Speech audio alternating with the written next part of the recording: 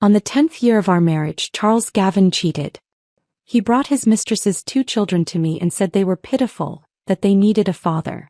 But when our daughter, Riley, clung to him, begging him not to leave, he never wavered. I didn't argue. I divorced Charles and took Riley with me. Worried she might suffer in a new family, I never remarried. Years later, Riley found her own partner. My granddaughter was a joy, sweet and lovely. I spent my days caring for her, and life was simple, peaceful and full. On my 60th birthday, Riley and her husband told me they were busy with work. My granddaughter had a last-minute tutoring session. They promised to celebrate with me the next day. That night, as I scrolled through social media, I came across a local video. Inside a lavish private dining room at a hotel. My daughter, her husband and Charles stood together. Alongside them were the 2 children he once chose over us. 6 people gathered around a cake, singing, "Happy Birthday," to the woman he cheated with all those years ago. And then Riley turned to her and called her mom. My daughter, Riley, insisted that my 60th birthday had to be a grand celebration. I told her not to go overboard. She refused, saying she had seen everything I had done for her over the years.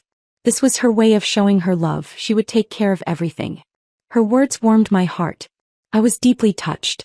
All these years I had raised her alone, watched her grow up, get married and have a child of her own. My son-in-law Jack was a good man, thoughtful and respectful, treating me like his own mother. My granddaughter Annie was the sweetest little thing, always calling me grandma in that soft, endearing voice. I was happy. The pain of Charles's betrayal had faded bit by bit over the years. So when Riley insisted on throwing a big celebration, I was truly moved. I even started looking forward to my birthday. When you get older, you crave warmth and noise, the laughter of children, the company of family. It gives life something to look forward to. So when the day finally arrived, I was thrilled. I got up early, dressed neatly and took Annie to school. Riley and Jack ate the breakfast I had prepared on the table before heading to work. Riley promised they would finish up their morning tasks quickly and come home early to throw my birthday party. So I waited. I kept myself busy tidying up the house while keeping an eye on the clock. But as the agreed time came and went, Riley still hadn't come home. Worried something had happened, I was just about to call her when my phone rang. "Mom, something urgent came up at work." "Jack too. It's all so last minute, we just can't take time off. We might not be able to celebrate your birthday today." Guilt filled Riley's voice. I felt a pang of disappointment, but their careers mattered more. I forced myself to stay calm and reassured her, "It's okay. Work comes first. You two focus on your jobs. I'll go pick up Annie from school." "Oh right." Before I could finish, Riley suddenly interrupted me. "Mom, it's your birthday. You shouldn't be running around. One of my friends happens to be passing by the school this afternoon, so they'll pick Annie up and bring her to my office. Just stay home and rest, okay?" Thinking of how busy Riley was and how young Annie still was, I hesitated. "Maybe I should still go. You've got so much on your plate and that little one is such a handful. She might be a distraction while you're working." My words seemed to fluster Riley. She raised her voice, almost snapping. "It's fine. My friend's already on the way. Mom, please don't worry, just take it easy at home. I have another meeting coming up. I've got to go now." Before I could respond, she hung up. I stared at my phone, listening to the empty silence on the other end, and let out a quiet sigh. Riley had been so busy lately, she had even lost weight.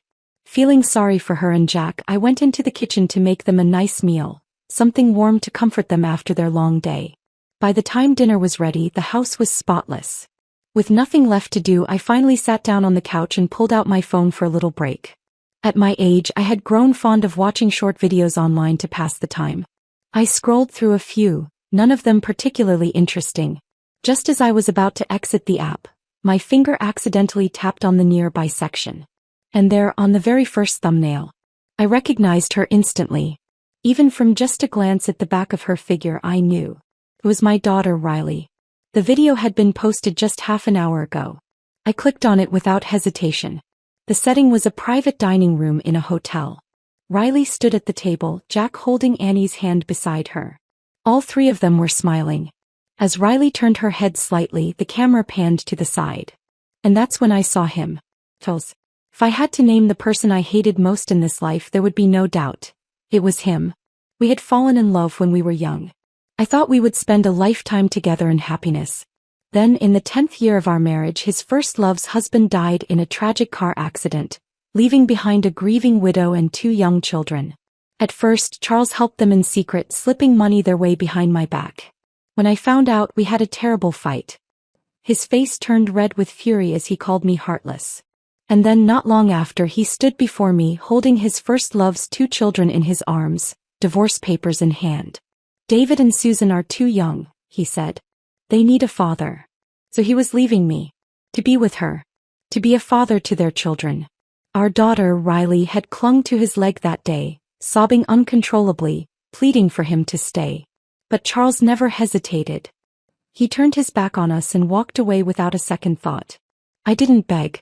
I took the divorce settlement, more than half of what he owned, and left with Riley. I changed her last name to mine, Cullen. For fear that a stepfather might mistreat her, I never remarried. Instead, I devoted myself to raising her, watching her grow, putting her through college, seeing her fall in love, get married, and have little Annie. Through it all, Charles never once appeared in our lives. From what little I heard, he and his first love never had more children. Instead, he poured everything into raising her son and daughter as his own. Riley used to tell me she hated Charles just like I did. I had believed her. I thought that, having been old enough to remember the pain of our divorce, she would keep her distance from them, would see them for the poison they were.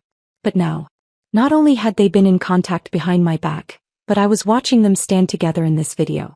Talking. Smiling. Not a trace of resentment in Riley's eyes. And then she started the song. Happy birthday to you. Jack clapped along, Annie joining in, her tiny hands keeping rhythm. That pair of children Charles had chosen over us, David and Susan, stood beside them singing as well. And at the very center of it all, surrounded by them like a queen at court, was her, Catherine, Charles's first love. She was still radiant, dressed in an elegant gown, a vision of effortless grace. She was pampered, cherished, and celebrated, still living like a princess. I had almost forgotten. She and I were born on the same day. But the cruelest part of all, the daughter I had given everything to, the daughter I had sacrificed my life for, stepped forward after the song, wrapped her arms around Catherine, and whispered with a soft, affectionate smile, Happy birthday, Mom. My phone slipped from my hand and crashed onto the floor, but the video kept playing on loop. My chest tightened with a dull ache, not just from pain but disbelief. I wanted to find an explanation, something to make this make sense. Riley, my Riley, the daughter who had clung to me since childhood, who had witnessed her father's cruelty firsthand. She had seen how Catherine played the part of the innocent victim, whispering I'm sorry while stepping into my home and tearing my family apart. So how could she possibly call that woman? I sat frozen on the couch, unable to process it, until the sharp, acrid scent of something burning filled my nose. I had left it simmering on the stove. I rushed into the kitchen and turned off the heat, my mind still clouded. In my distraction, I reached for the pot without thinking. The scorching metal seared my fingers, leaving a bright red burn across my skin. I was about to run my hand under cold water when the doorbell rang. When I opened the door, a delivery driver stood there holding a cake. A cake I had ordered myself. A small one. Getting older makes you sentimental. After Riley's call, I had placed an order online. Just a little cake, something to mark the day. If no one else was going to celebrate with me, I could still celebrate on my own. I set the cake on the coffee table and placed a few candles on top. Pressing my hands together, I closed my eyes and made a wish. I had already decided on my wish earlier. I wished for my Riley to live a life of happiness and ease. For Jack to love her wholeheartedly. For my precious Annie to grow up healthy and bright. That was the wish I had planned to make. But now, the moment I shut my eyes, all I could see was Riley lying to me, telling me she had to work late while she, Jack, and Annie celebrated Catherine's birthday instead. That video flashed in my mind. Catherine surrounded by them, basking in their love, the warmth of a real family. Unlike me. Alone. Sitting in a silent house like a fool. Like a joke. My own flesh and blood, someone I had carried, loved, and sacrificed everything for, had become the knife that cut me the deepest. It hurt too much. Tears spilled down my cheeks before I could stop them. Wiping them away, I made a new wish. I wish that in whatever time I have left, I can live for myself. To be happy. Truly happy. For so many years, Every wish had been for Riley, for her family. Never once for me. And now looking back, it hadn't been worth it. I took a bite of the cake. It was too sweet. Sickeningly rich. I forced down another bite before pushing it aside. I checked the time.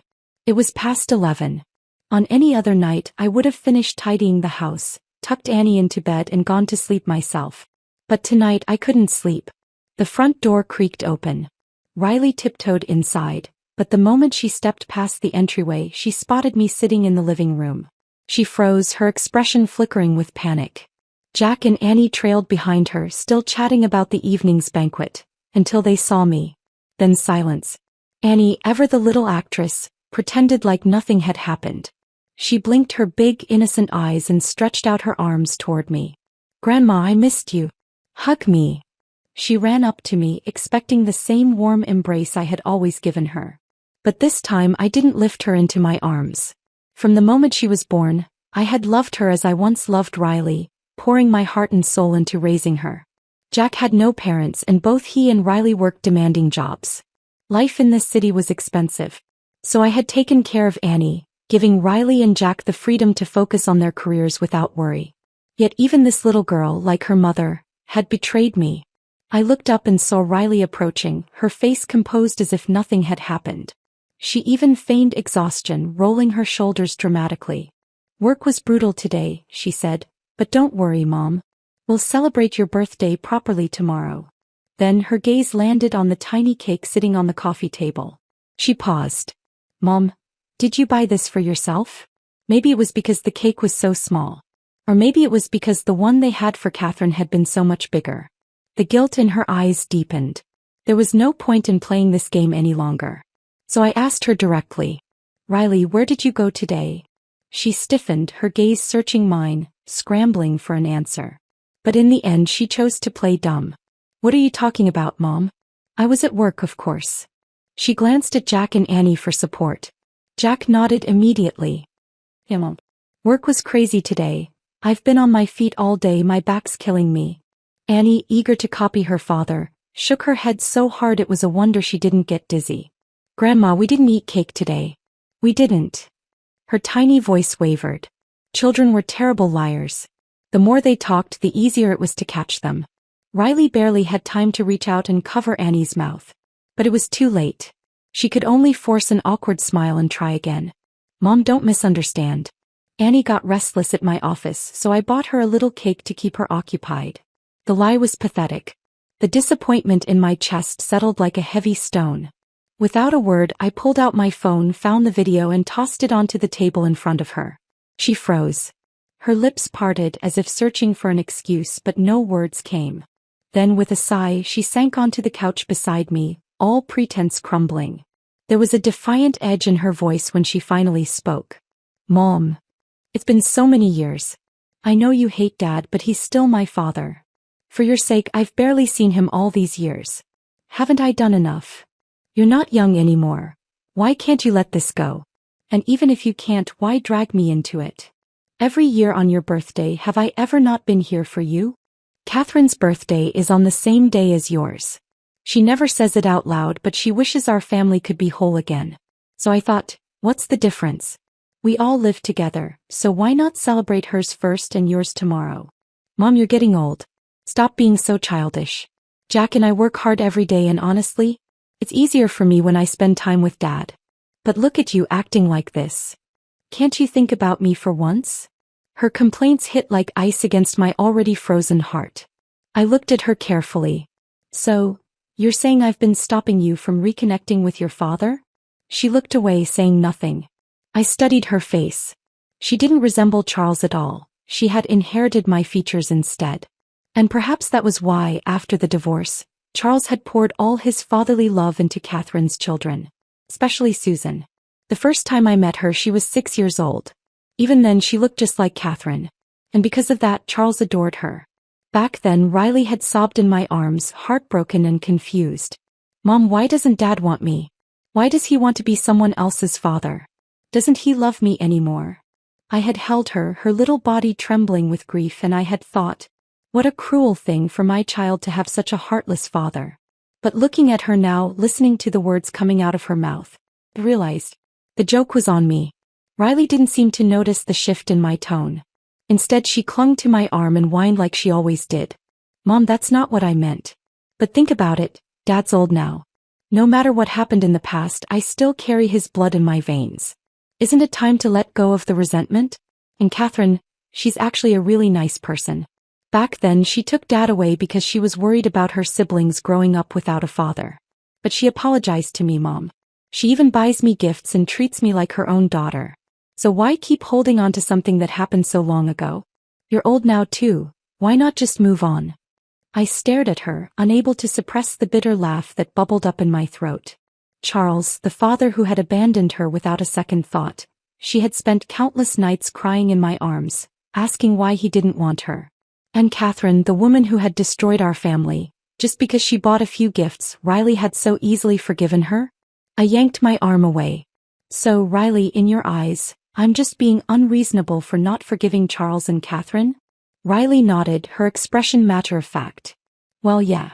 I was just a kid back then. Any anger I had has long faded. When I close my eyes now, all I remember are the happy times. How good Dad was to me when I was little. Mom, I want us to be a family again. Can't you see that? Catherine is actually really nice. Maybe the two of you could even be like sisters. Before she could finish, my hand struck her across the face. She let out a sharp cry, stumbling back as she clutched her cheek. Then she glared at me, her voice rising in fury. Mom, what the hell is wrong with you? Why would you hit me?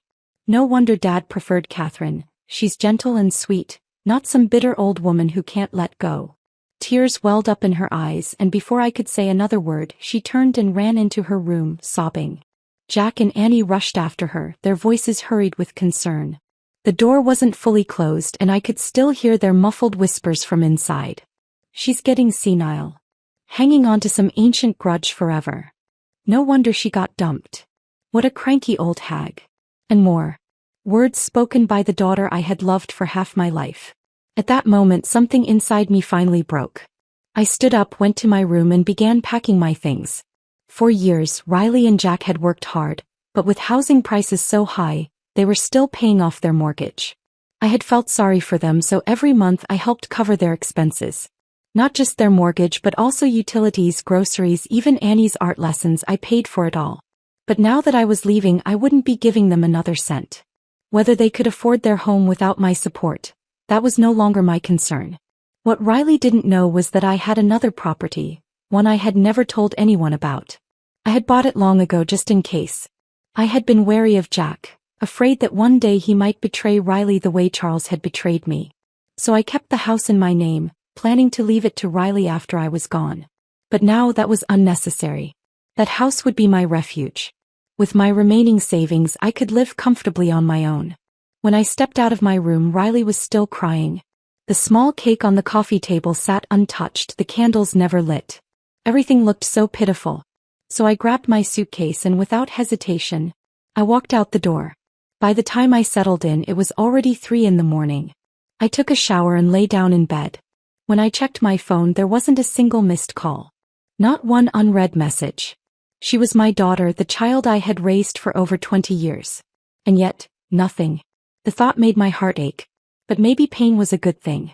It would stop me from second-guessing myself, from foolishly convincing myself to turn back. I canceled my usual morning alarm. Then I turned off the lights, pulled the blanket over me, and pushed all unnecessary thoughts from my mind. So I didn't sleep well. My dreams kept pulling me back to the past, to the years when Riley and I had only each other. Back when Charles was determined to divorce me. Even though I walked away with most of his wealth, Riley was still too young. The betrayal had shattered her little world. She was so traumatized that she couldn't even go to school for a while. I had no choice but to quit my job and stay home with her. She was restless at night, waking up screaming from nightmares, crying out for her father, for me, begging us not to leave her. So I would hold her close, humming the lullaby I used to sing when she was little, sitting by her side for the entire night. By morning, her breathing would be steady, her face peaceful. And my back sore, my arms numb from holding her, would struggle to move. Back then, Riley would notice my discomfort. She would take my hand in her tiny fingers and start massaging my arm, whispering, "Mommy, I'll make it better. I'll make the pain go away." She was such a sweet child. I let out a long breath and opened my eyes, picking up my phone to check the time. Even though I had cancelled my alarm, years of habit woke me up at the usual hour. On any other morning, I would have gone straight to the kitchen to prepare breakfast. Then I'd wake Annie, who always refused to get up right away, preferring to roll around in bed while I coaxed and carried her. I'd help her wash up, braid her hair into neat little pigtails and sit her down for breakfast. Once she was fed, I'd take her to preschool. By the time I got back home, Riley and Jack would have already eaten and left for work. Then I would start cleaning up, washing the dishes, tidying the house. My entire day revolved around them. I never had a moment to myself. But now I got up and only needed to make breakfast for myself. After eating, I took a walk around the neighborhood. A slow, peaceful stroll. A bit of jogging. A comfortable, unhurried life. But before I even finished my walk, Riley's calls started coming in. I ignored the first one, then the second, then the third. By the fifth call, my finger accidentally grazed the screen, connecting the call. I didn't put her on speaker, but Riley's voice was so loud it didn't matter. "Mom, where the hell did you go all night? You're not a teenager who just runs away like that. And Annie, do you even care that she was almost late for school? You didn't make breakfast. Do you expect us to go to work on empty stomachs? Do you have any idea how important my meeting is today? I can't afford to be late." Every word was an accusation. As if taking care of them had always been my responsibility. I didn't say a word. But Riley wasn't finished. "All I asked was for you to help out a little. Watch Annie cook some meals, clean the house. You're living with us for free, Mom. While Jack and I work ourselves to exhaustion, you get to enjoy an easy life at home. And now you're just going to disappear? Do you have any idea how selfish you're being?" Selfish. I let out a quiet laugh. This was my daughter. The one I had sacrificed my whole life for. And she couldn't even see it. She had never seen it. Maybe yesterday I would have still felt a pang of sorrow. Maybe I would have still held on to some lingering attachment after all these years of depending on each other. But now I only felt disappointment. "Riley," I said, my voice calm, "I may have lived in your home, but the mortgage payments, the groceries, the bills, they all came from my money. I took care of your home, your child, your entire life. And if you think that's me enjoying an easy life, then from now on, you can handle it all yourself. As for me, since you no longer want me as your mother, I no longer need you as my daughter." And with that I ended the call. I didn't give her a chance to respond. But the conversation had still left a sour taste in my mouth. So I went home and changed into something nice. I decided to go shopping. For years I had spent all my time and money on Riley and her family. I barely went to the mall. I barely bought anything for myself. But now that burden was gone. And my savings were more than enough for me to live well. So why not? Why not buy some nice clothes, some beautiful accessories? Why not become a stylish, carefree little old lady? That didn't sound bad at all. I hadn't expected that on the one day I finally treated myself to a carefree shopping trip, I would run into him. He was walking side by side with Catherine, the two of them stepping into a clothing store, right into my path. Charles looked uneasy the moment he saw me, his gaze flickering away. Catherine, on the other hand, smiled broadly, her expression smug as she strutted toward me, just as insufferable as ever. "Oh, Laura. Fancy running into you here. Shopping for clothes too." Her voice was loud, deliberately drawing attention. She let her eyes roam over me, up and down, before dramatically shaking her head with a theatrical sigh. "Goodness, you're always busy taking care of the house and the kids. Even if you buy something nice, when will you have time to wear it?" Then she leaned in slightly, her voice dropping into a faux whisper, but loud enough for others to hear. "Or, did you finally set your sights on some old man and want to dress up a little?"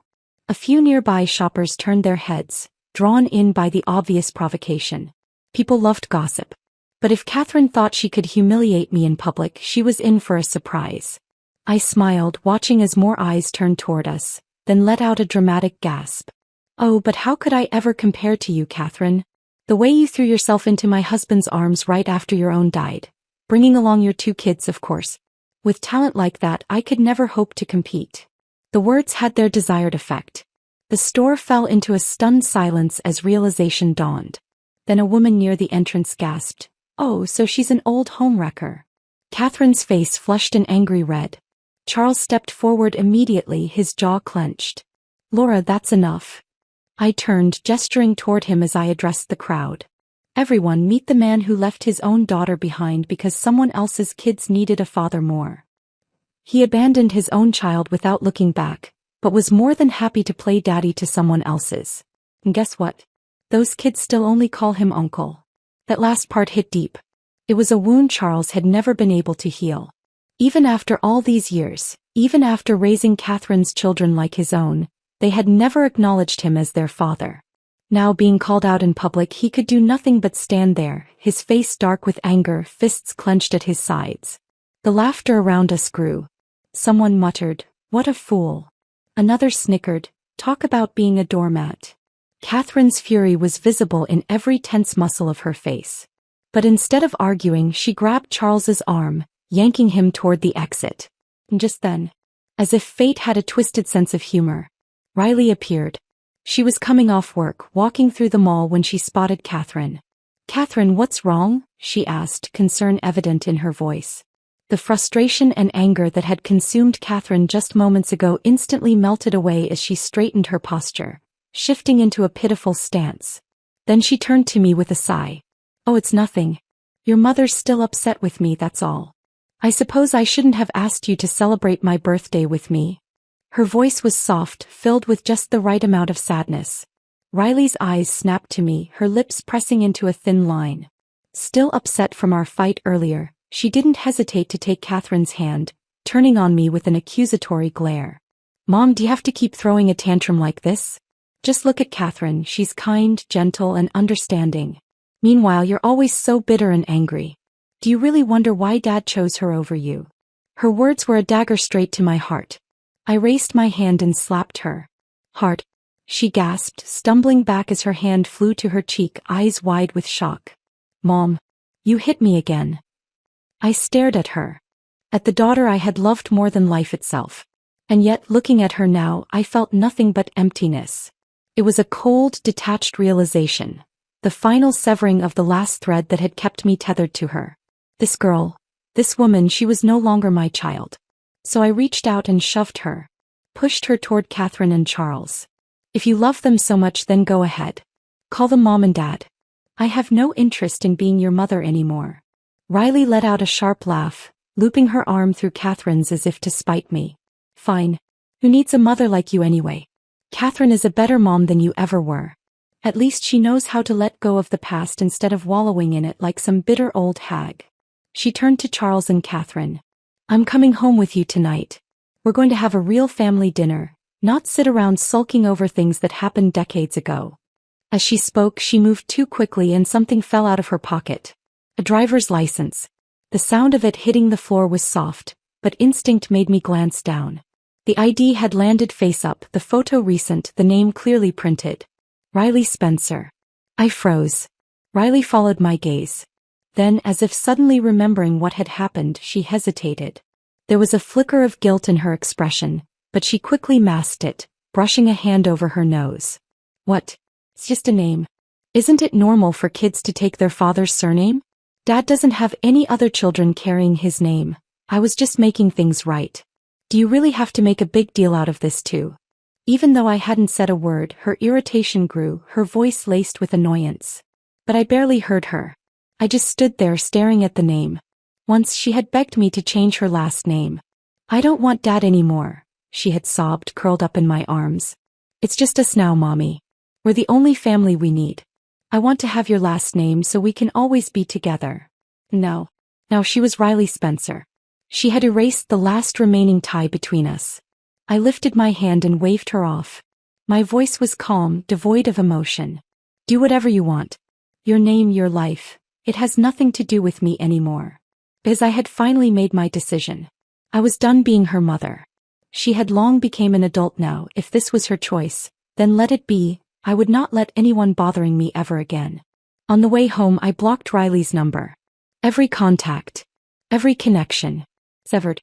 Then I checked my savings, glanced at my recently deposited returns from my investment fund, and immediately booked a group tour online. For years I had poured everything into Riley. So many beautiful places in the world. I had never seen them. She used to promise me, "When I grow up, Mom. When I graduate, Mom. When I find a job, Mom. When I get married, Mom. When I have kids, Mom. When the kids grow up, Mom. I waited. Year after year, promise after promise. But that day never came. Good thing though. I didn't need to wait anymore. I saw mountains. I stood by the ocean. I breathed in fresh air without worrying about getting home in time to cook dinner. And I met Vanessa. She was in the same travel group as me. Like me, she had spent her whole life dedicated to her family. Her only wish had been to travel, to see the world with her husband and children. But they called her selfish. At your age, you should be home taking care of the grandkids, they scolded. What's a woman your age running around for? Have some shame. So, heartbroken, she took her savings, cut off all contact, and set out on a journey of her own. We hit it off instantly. Same regrets. Same disappointments. So we played. We laughed. And before parting ways, we exchanged numbers, promising to meet again for another trip. But happiness never comes without a little trouble. In our group there was a man, a year older than me. His wife had passed away years ago. His children were grown, married, and had kids of their own. Life was good, he said. But a house without a woman in it, it gets lonely. The moment he learned I was divorced, his eyes practically lit up. Laura, we should partner up. You don't have a husband, I don't have a wife. Why not? I'll hand over my savings to you. You won't have to do much. Just cook, clean, take care of me. Maybe help with the grandkids when my children get busy. It's an easy life. I ignored him. He didn't take the hint. When I got home, dragging my suitcase through the door, I barely had time to unpack before I saw him standing at my doorstep, with a huge bouquet of red roses. Laura, think about it, he started, flashing what he probably thought was a charming smile. We're both getting old. I'm still a handsome guy, you know. Walking around with me would make you look good. And come on, you've been alone for so many years. Aren't you lonely? I took a deep breath. 20 years ago, I would have grabbed a broom and beaten him out of my yard. But at my age, I was more worried about breaking my back than breaking his nose. So instead, I called the police. As they escorted him away, he whined the entire time. Laura, don't be so heartless. Don't you have feelings for me? I'm still in my 60s. That's young. Come on, just think about it. I had thought about it, and now I had enough. So I grabbed the trash bag sitting by my door and threw it right at him. Riley's voice cut through the air before I even noticed her approaching. Mom, what are you doing here? She hurried toward me, her gaze flicking from my face to the man still struggling in the grasp of the officers. Then, as if suddenly realizing something, she pointed at me in shock. You were actually trying to get yourself a new husband? A stepfather for me? What the hell are you thinking? Her eyes burned with anger, her accusations sharp. She turned and swung her purse at the man, hitting him repeatedly as she screamed for him to get lost. Are you out of your mind, Mom? You're at the age where any man interested in you is obviously after your money. And you actually fell for it like some clueless idiot. Once the old man was chased away, she turned back to me, her expression dark. Then she glanced over my shoulder at the house behind me. So this is what you've been up to? She scoffed. Ignoring my calls for months, renting out a place, living a carefree life? Her lips curled in displeasure as she continued. Must be nice. Running away from all responsibilities while I'm stuck at home. Working, raising a child, drowning in housework. You just disappeared, leaving me to deal with everything. And what do you do instead? Flirt with some random old man? Wow, what a great mother you are. Her voice was thick with mockery. I watched her, my gaze ice cold. Last time we met, I made myself clear. If you prefer Catherine so much, then go be her daughter. I'm done. I have no interest in being your mother anymore. And as for your house and your problems, none of it is my responsibility. Understand? She blinked, finally realizing that I was serious. That I wasn't just throwing a tantrum. I had made my choice. But she refused to accept it. What do you mean, not my mother? I came from your body. Whether you like it or not, I'm still your daughter. She crossed her arms and glared at me. Now stop being ridiculous and come home. The house is a mess, the bills are piling up. You were the one paying the mortgage. You were the one covering utilities. Jack and I don't make much and we have a kid to raise. We haven't saved a single dollar since you left. This is your fault. And just like that, my hand flew across her face. Get out. I was completely, utterly done.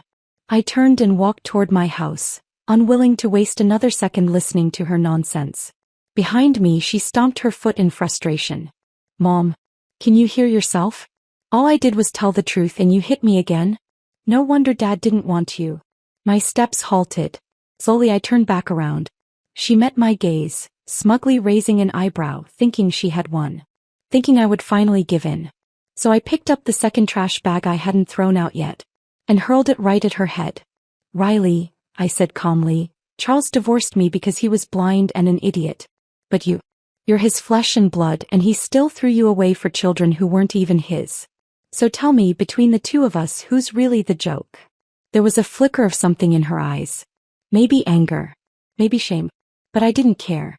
I turned my back to her again, ready to walk away for good. Just as she opened her mouth to hurl more words at me, her phone rang. She glanced at the screen, irritated, before answering. But the moment she heard the voice on the other end, she gasped. What? The house is on fire. Without another word, she spun around and ran. The woman who had come with her hesitated before chasing after her, shouting, Miss Spencer, are we still looking at houses today? Jack's parents had passed away long ago, so after he and Riley got married and had Annie, I moved in with them. I took care of their child, managed their household. For years, that neighborhood had been my home and I had made many friends there. Especially Zoe. Zoe was the community's unofficial news channel. If something happened, she was always the first to know, and she never kept it to herself. So, unsurprisingly, within half an hour of the fire at Riley's house, Zoe was video calling me. We had always gotten along well. Even after I moved away, she would check in from time to time, reminding me that if I ever needed help, I only had to ask. So I picked up. The moment the call connected, Zoe's grinning face filled the screen. She turned the camera, pointing it at Riley's burned-out apartment window. Laura, your ungrateful daughter finally got what was coming to her. She laughed, then launched into a full report on everything that had gone down these past few months. Apparently, after I left, Riley couldn't find me. Between that and the multiple slaps I had given her, she had been fuming. And, fueled by that resentment, she had gotten even closer to Catherine. Now, Catherine's two children weren't exactly what you'd call decent human beings. David was a good-for-nothing. Never liked school, never liked working, spent his days loafing around, doing nothing. Susan, no better. She wasn't interested in working either. Her goal in life was to find a rich man and marry up. So when Catherine saw that Riley had managed to buy a big house, even if it was still under mortgage, she figured that was good enough. And just like that, she dumped her two kids on Riley. Since we're all one family now, Catherine had said, they should spend more time together. And of course David and Susan had no shame. They started showing up at Riley's place every other day, empty-handed when they arrived, with an armful of food and alcohol when they left. David even started inviting his gang of low-life friends over for parties, turning the house into a disaster zone. Jack had put his foot down. He and Riley had fought over it. But David didn't give a damn. And then came tonight. David had snuck his friends over again. They got drunk. One of them passed out on the couch, cigarette still burning between his fingers. Right next to an open bottle of alcohol. A single careless movement. The cigarette dropped. The liquor spilled. And just like that, the whole house went up in flames. Jack had just come home from work when he saw thick black smoke billowing from the windows. David, the bastard, ran outside first. And when he saw Jack, did he show even an ounce of shame? No. He cursed him out. Blamed him for having a crappy house. Said it was Jack's fault that he had almost died. And, get this, demanded that Jack pay him compensation. Jack lost it. A full-blown fight broke out right there in the street. Neighbors came to break it up, but neither man would back down. Then Riley arrived. The moment she stepped into the chaos, Jack and David stopped fighting each other and turned on her instead. Together they ripped into her, throwing blame from all directions, cursing her out like she was the root of all evil. And once the screaming match ended, the house was burnt. Completely unlivable. With no other options, Riley tried going to Charles's place. Her dear, loving father, the one she had so proudly chosen over me. And what did Charles do? Told her there was no room and shut the door in her face. The entire neighborhood had gathered outside their homes, watching the mess unfold like it was primetime entertainment. And Zoe? Zoe had her camera pointed right at them, giving me a live broadcast of my daughter's downfall. I watched as Riley stood there, lost, helpless, the perfect picture of karma finally catching up. At the end of the call, Zoe let out a satisfied sigh and said, "Evil people always meet their match. Don't you dare feel sorry for her, Laura. A daughter like that isn't worth it." I nodded. There wasn't a single trace of pity in me. Not anymore. As I watched the chaos unfold on my screen, I didn't feel heartbreak. I didn't feel sorry for them. I only felt that life had never been more ironic. In the end, Riley won. She had fought tooth and nail, stubbornly clinging to her choice, dragging her family into Charles's home just to prove that she hadn't made a mistake. But she had no idea that this decision would ruin her. As for me, after that video call with Zoe, I stopped paying attention to Riley's life. I had better things to do. Recently I found a new hobby, pottery. There was something deeply soothing about shaping soft clay into delicate figures, molding it into something beautiful. I had been going to the workshop for several days in a row. And wouldn't you know it? Right next to the pottery studio was a hotel. The day I finished firing my latest piece, I stepped outside, hands still warm from the kiln, and walked right into the middle of another disaster. Right in front of the hotel entrance, Riley. And standing opposite her, looking disheveled, half-dressed, and entirely unashamed, and Susan. "Jack." Riley's voice was raw, shaking with disbelief.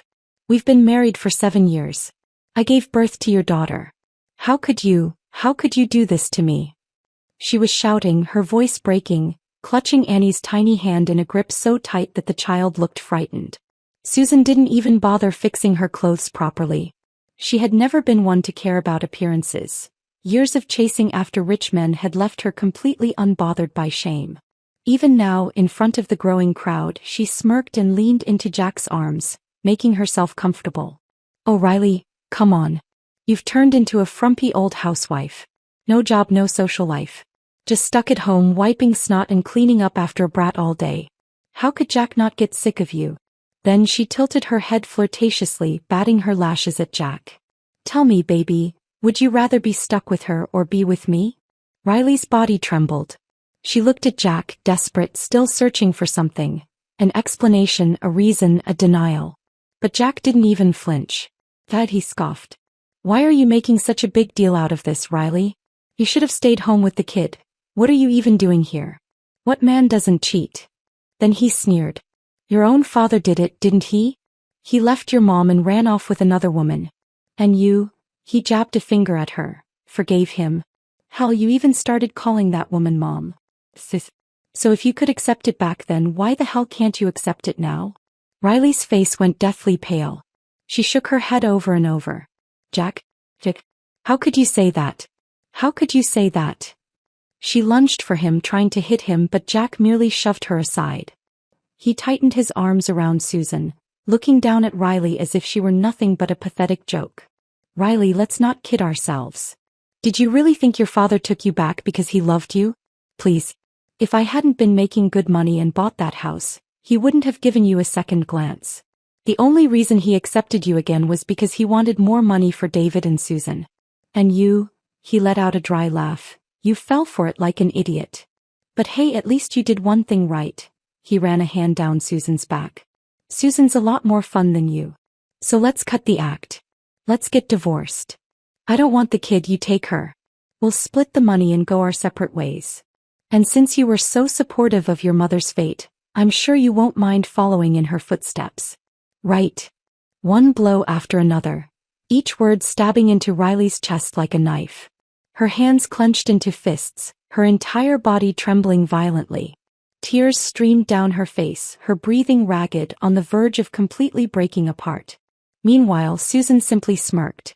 She casually flipped her hair before bending down to look at Annie. "Sweetheart," she cooed, "don't you think your mommy's overreacting? Grown-ups do this kind of thing all the time. She's making such a fuss over nothing." Riley's head snapped up, eyes wide with fury. "Don't touch my daughter." She lunged forward, yanking Annie away. But in her panic, her grip was too rough, too tight. Annie screamed. Tears welled in her little eyes as she fought against Riley, her tiny hands slapping at her arms. "You're a bad mommy. I don't want you." Riley froze. "Annie," she choked. "I'm your mother. I gave birth to you.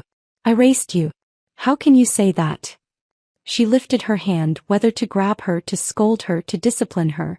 But before she could, Annie bit down on her wrist. Hard. Riley gasped in pain. And Annie ran straight into Susan's arms. Then she turned and glared at Riley, face scrunched up in anger. You're always mean to me. I don't want you. I want Susan to be my mommy. Silence. Everything stopped. Riley stood there, shaking, eyes glassy with shock. And then, her gaze met mine. For a single moment, time seemed to freeze. Her face twisted into something unreadable. Pain. Realization. Maybe, just maybe. For the first time she understood. The cruel, unforgiving irony of it all. She had become me. Everything she had done to me, every wound, every betrayal, had come back. And now she was the one being cast aside. Just like she had once cast me aside. After an entire day of gathering information, Zoe flooded my phone with dozens of messages. Most of them just confirmed what I had already seen firsthand. Ever since their house burned down, Riley, Jack, and Annie had been living at Charles's house. But the tension between Riley and Jack had been simmering for a long time. Without me there, they had no one to handle school drop-offs and pickups. In the end, Riley had quit her job to stay home with Annie full-time. Meanwhile, Susan had her sights set on Jack's income. One thing led to another, flirtation, temptation, until finally they fell into bed together. And Charles and Catherine? They knew. And they helped cover it up. Even Annie had walked in on them a few times. But a lollipop was enough to buy her silence. Riley lost everything. Jack abandoned her for Susan. Her home was gone. Charles and Catherine offered her nothing, not even a place to stay. But worst of all, Annie, her own daughter, cried and screamed to stay with Susan. She refused to go back to Riley. Riley had been completely, utterly discarded. At first she refused to accept reality. She had gone to Charles, but he avoided her like the plague. You're an adult now, he had said coolly. Figure it out yourself. She had gone to Catherine. The same woman she had once called Mom, with so much warmth. But this time, Catherine wouldn't even let her through the door. Her voice was cold, dismissive. I only recognize David and Susan as my children. You're nothing but an outsider. Finally, he understood. She had never been family. She had only ever been a pawn. She wandered the streets, lost and broken, until she remembered. There was still one place left to go. Her mother's home. That night, Riley stood outside my door, exhausted and hesitant. Maybe she had finally realized how cruel she had been. She had lied to me, betrayed me, taken my love for granted, even stood before me and mocked me. But now, she had nothing. Her hands trembled as she pressed the doorbell. When I finally opened the door, there was no surprise on my face. No anger. Only calm. Riley's lips parted, but no words came out. Her throat was dry, and before she could stop them, tears spilled down her cheeks. Mom, I was wrong. I didn't answer right away. I simply looked at her. What was I supposed to feel? Bitterness? Sadness? Satisfaction? Or nothing at all? Yet in my mind unbidden memories surfaced. Of a much younger Riley, of the years when we only had each other. I let the silence stretch between us. Then at last I spoke. Wrong about what? Her breath hitched and she bit her lip, trying to hold back her sobs. I shouldn't have lied to you. I shouldn't have stood by their side. I shouldn't have hurt you. I shouldn't have just assumed you would always forgive me. I should never have ignored everything you've done for me. She went on, confessing her every mistake, apologizing over and over, as if she could rewrite the past through sheer regret. I let her speak. I didn't interrupt. And when she finally fell silent, I said nothing. I simply stepped aside, leaving space for her to enter. Come in. From that night on, Riley never tried to force my forgiveness. She knew she had lost that right. The only thing she could do now was prove herself. She moved in quietly, without protest, without complaints. She didn't demand that I love her like before. Instead, she started learning. She learned how to cook, how to clean, how to listen, how to care for me, just as I had once cared for her. She no longer expected me to welcome her with open arms. She simply stayed. And as the days passed, so did the walls I had built. I still acted cold. I still kept my distance. But the resentment I once held, it wasn't as strong as before. One morning after returning from a walk, I passed by a bakery. On a whim, I bought a box of Riley's favorite pastries. I didn't say anything when I placed them on the table. Just left them there. But when she saw them, her hands trembled and fresh tears welled in her eyes. Maybe I hadn't truly forgiven her. Maybe I never would. But at least, I was willing to give her a chance. Years later, Riley had rebuilt her life. She had found stability in her work, regained her independence, and eventually she moved into a small apartment of her own. Not too far. She still visited me regularly. She brought fresh flowers, handmade treats, walked with me in the evenings. For the first time, our relationship was no longer one-sided. No longer just me giving and her taking. We had found a balance. That day she arrived with a tray of homemade cupcakes. As she placed them on the table, I took a bite of one and nodded slightly. Not bad. Across from me, Riley's lips curled into a soft, genuine smile. He knew. We could never go back to what we were. But at least, we still had a future ahead.